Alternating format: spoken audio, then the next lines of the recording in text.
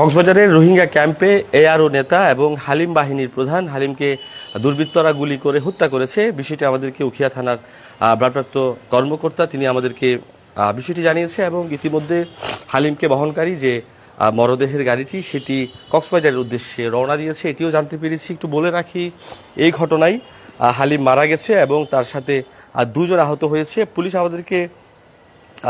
Police জানিয়েছে যে আজ সন্ধ্যা 6:30টার দিকে ক্যাম্প 7-এর এলাকায় এই ঘটনাটি মূলত ঘটে।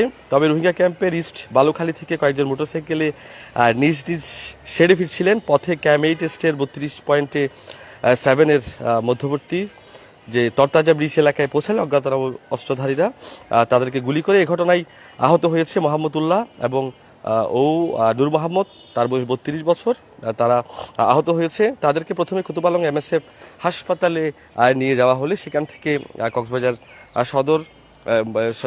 সদর হাসপাতালে তাদেরকে পাঠানোর কথা বলেছে সেখানকার MSF এর দায়িত্বরত যারা চিকিৎসক আছে তারা। ইতিমধ্যে আমরা জরুরি বিভাগের সামনে দেখেছি, সেখানে অনেক সাংবাদিকরা অপেক্ষা করছে এবং যেহেতু এখনো পর্যন্ত মরদেহ আনা হয়নি, আমরা জানতে পেরেছি যে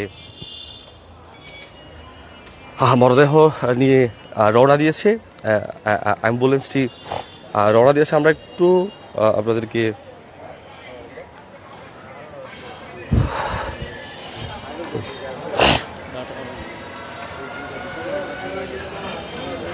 একটু বলে রাখি, সদর হাসপাতালে সাংবাদিকরা অপেক্ষা করছে যে রোহিঙ্গা সন্ত্রাসী তিনি হালিম, তার বিরুদ্ধে ইয়াবা থেকে শুরু করে অনেক সন্ত্রাস বিরোধী মামলা রয়েছে। উখিয়া থানায় মামলা রয়েছে। পুলিশ দীর্ঘদিন চেষ্টা করেও তাকে আটক করতে পারেনি। যদিও বা যে